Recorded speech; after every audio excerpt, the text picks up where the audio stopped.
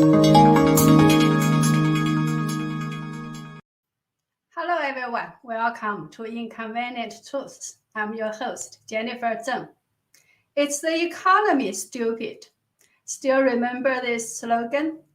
2021 is almost over, and whenever it's the end of this year, people like to give a summary of this year's big events. So today, let's do a review of the Chinese economy in 2021 and what could lie ahead for the CCP regime. First of all, the real estate market again. Remember last time we talked about Evergrande's defaulting on December 3rd? Well, right after that, on December the 6th, China's central bank urgently cut China's reserve requirement ratio by 0.5 percentage point for all banks. This cut is estimated to release 1.2 trillion yuan or 188 billion US dollars of liquidity. This means the banks can now lend more money to businesses and individuals. In the meantime, another Chinese developer, Kaisai, defaulted on its 400 million US dollars offshore debt, and its trading was suspended in the Hong Kong's stock exchange yesterday. This indicates that the central bank's rescue is too little and too late. We won't discuss what other problems this cut of reserve requirement ratio will bring to the Chinese economy here, as that is too huge a topic. Also, according to the latest figures released on December 5th, the November sales of the top 100 real estate developers fell nearly 40% year-on-year. To prevent property prices from dropping further, over 20 cities have issued a so-called cap on how much the property prices can be lowered. This means that developers are not allowed to lower the prices to sell their properties as much as they like. There's a limitation on how much they can cut the price. Ridiculous, right? Not long ago, the authorities were still trying to put a cap on how much the price can rise to prevent the market from overheating. Okay, that's a little bit of the real estate market. Again, don't forget that 30% of China's GDP comes from the real estate industry. Next, let's look at the employment situation. Recently, we have heard quite a lot of news about companies laying off their employees. For example, it was reported that a popular video sharing app in China called Kuaishou would lay off 30% of its employees, and those who would be laid off would not be limited to the low-level workers. Some of the management over the age of 35 would also be laid off. Many of them have an annual salary of up to 1 billion yuan. So the company plans to lay off the most expensive ones. Not long ago, it was reported that China's online video platform iQIYI planned to lay off as many as 20 to 40% of its employees. You know, iQIYI is one of the world's largest online video sites and is listed on NASDAQ. So such a leading company is cutting its jobs too, after suffering a loss of 26.4 billion yuan in the past 3 years. It is suffering a net loss of users too. Let's look at this Chinese language article called "A Huge Wave of Employment is Coming, and the 5 industries will be hit hardest." According to this article, the main sources of unemployment will come from the following 5 aspects. 1. The real estate market. 2. Foreign companies that decide to leave China. 3. Small and medium-sized enterprises that will be forced to close. 4. The much troubled out-of-school training businesses, which employ millions of workers. 5. E-commerce businesses. For example, the Amazon platform has recently closed the stores of many Chinese sellers in a rectification campaign. As a result, many jobs in China will be lost. Actually, apart from these 5 industries, internet-related businesses are heavily affected too. 爱奇艺 and Kuaishou are just 2 examples. It was also reported that one of China's 4 largest portals, Sina.com, is also suffering setback. Its subordinate website called book.com.sina.com, which mainly publishes online books, has laid off as many as 90% of its staff members, and the laying off was done in only 3 hours. The employees received the notice at 2 p.m. in the afternoon, and by 5, they had already received their employment certificates, and after some immediate on-site payroll settlements, these people were dismissed right then and there. Other industries that are hit hard are the service industries that are affected by the outbreak, such as restaurants and airlines. For example, the famous hot pot chain stores Haidilao announced in November that it would close 300 stores by the end of December. Haidilao has branches not only inside China, but in many other countries too. When it comes to clothing stores, American brand Walmart just also closed 4 of its stores in China 2 days ago. That's on December 7th. Up to now, within 4 years, Walmart has closed 80 stores in China. 32 of them were closed this year. So people are talking about whether Walmart wants to pull out of China altogether. All this, of course, will result in a lot of unemployment workers. Another piece of very bad news is more and more provinces are cutting the salaries of public servants. So according to social media posts on Chinese social media platforms, civil servants from Shanghai, Jiangsu, Zhejiang, Guangdong, Fujian, etc. are complaining that their pays have been cut by about 20 to 30%. Actually, similar news was reported in June and July this year.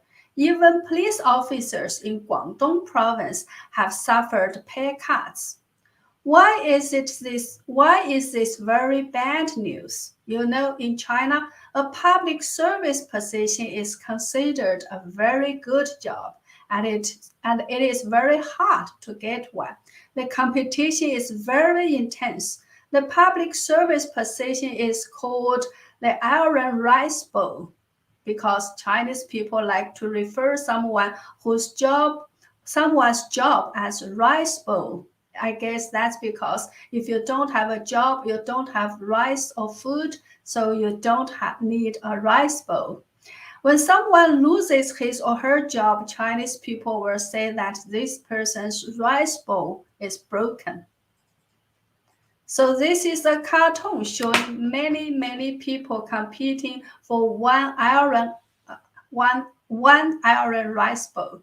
The Chinese words on the bowl say public servant. So as an iron rice bowl is impossible to be broken, so that's why a public service position is called the iron rice bowl, as it is the most secure job.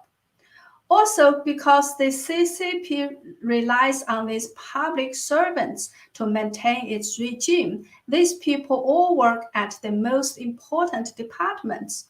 So they should be the last group of people to suffer any pay cuts in the society. So if even public servants are getting pay cuts, the economy must be very, very bad. In China, the income of civil servants consists of two parts.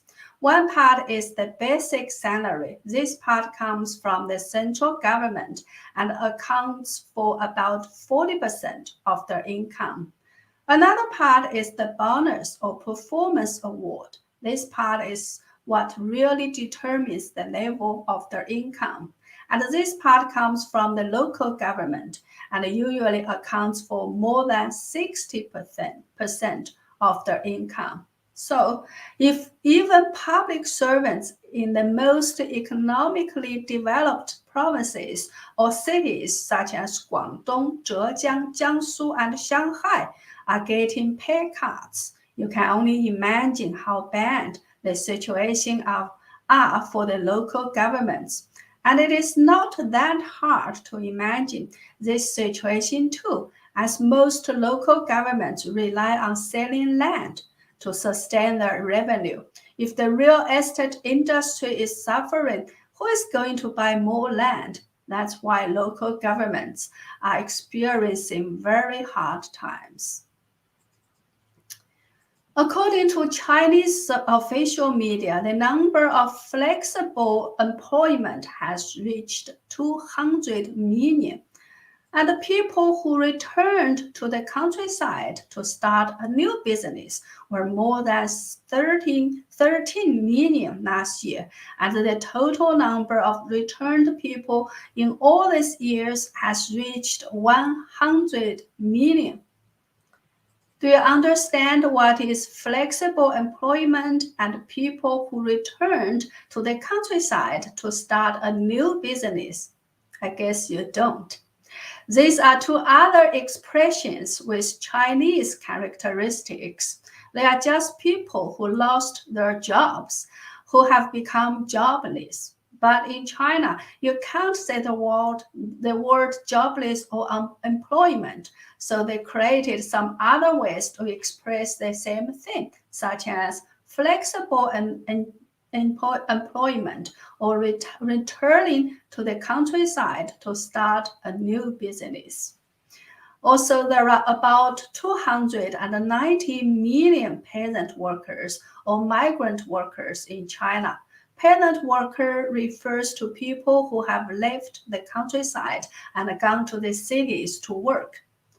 So the estimation is the unemployment number in China is about 200 million, or about 30% of the population is jobless now.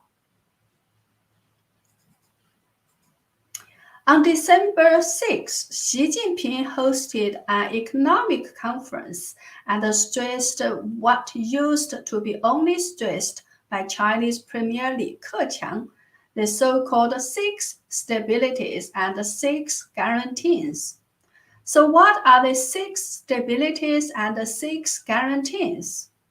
6 stabilities mean that the CCP must ensure the stability in employment, finance, foreign trade, foreign investment, domestic investment, and future growth.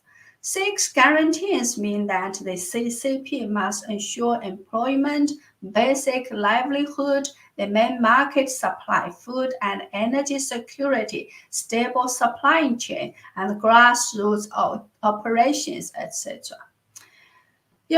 Whenever the CCP says we must maintain the stability of something, or we must ensure this or that, big problems must have already occurred in that area. For example, why did Xi Jinping talk about ensuring the grassroots operations? If even the police officers cannot get their proper salary, who is going to help the CCP to crack down on people if there are protests?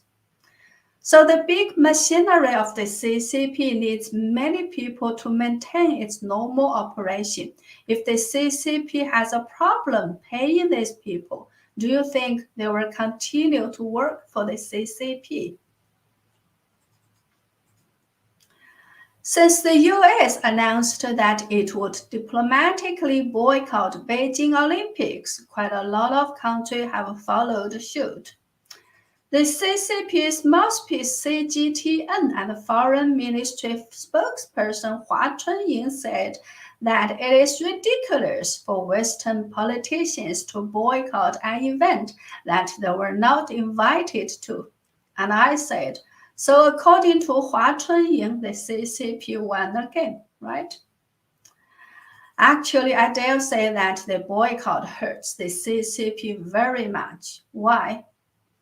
At the end of last month, a notification was circulated on the internet saying that to ensure the air quality for the Beijing Winter Olympics, as well as to cut down carbon emissions, the CCP's central government had decided to shut down heavy industries that create heavy pollution for about 2 months, from January 1st, 2022 to March 8th. The area involved is huge, including many cities in Hebei, Shandong, and Shanxi province. Iron and steel enterprises, metallurgical industry, machinery, energy industry, including electricity, oil, natural gas, etc., chemical materials, and other industries will all be affected. This piece of news was once published by the official account of China Chemical Information Weekly and some other industry accounts. Then some people say, no, this is fake news. But then on December 6th, more than 20 steel enterprises in 13 provinces and cities issued a shutdown maintenance plan at the same time. And the maintenance will be done by March 2022. So that is the time when the Winter Olympics has finished. So judging from this, we might as well believe that the initial notification was true. In 2008, in order to build the brand new Olympic villages and competition venues, many people's homes in Beijing were demolished. So it is nothing for the CCP to shut down some businesses for 2 months. However, this will surely bring more pressure to the economy and people's livelihood. So that's the situation in China. Recently, even a very pro-CCP economist came out to warn everybody about a bitter winter ahead for the Chinese economy. So I'm afraid what the CCP fears most is coming. For a closed society whose stability is maintained by high pressure, by iron-fist violence, any small crack, small problem can bring down the entire system. So what will happen in China next? Let's wait and see. Well, that's all for today. Thank you so much for watching. Because of YouTube's suppression, I'm not getting any new subscribers now. So if you could, please share my videos on your social media platform or with your friends and family to bring more viewers. And also, please consider signing up for membership or making a donation at jenniferzengblog.com to show your support. Thank you so much. See you next time.